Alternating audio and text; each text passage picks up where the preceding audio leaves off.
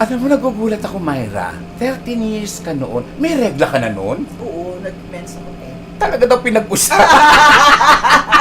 Kasi, di ba, may mga 13 years doon, wala pa administration. Pero maaga ako.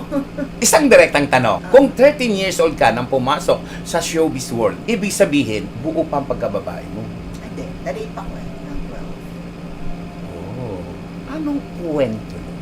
10 years old, nag-work ako sa lingerie model. Ngayon, yung pinagtatrabahuhan ko, it's a hotel in Quezon City. May mga luncheon shows. Nung araw, uso yan, di ba? Yung group of models na pag luncheon show, dinner show, nag-show pa, mga Gerard Peter, ganyan. Pero hindi ako Gerard Peter. I was under Chito Nicolas. No? Tapos yung may-ari ng hotel, hindi niya naman alam na drug ako. Diba? Pero siguro nagustuhan niya ako. In-invite ako ng manager ng hotel para mag-costume fitting sa isang room sa hotel. Tapos kinulong ako doon for 1 week.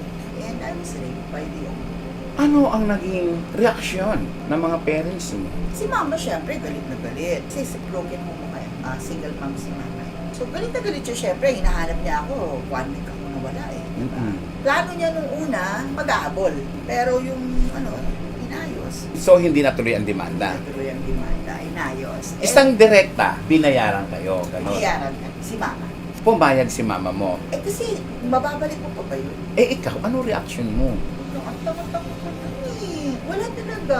Kung kaya mong mabuhay sa mundo, kaya mo ring mabuhay saan man sa mundo. Morley Alinio. Ito ang Tundo.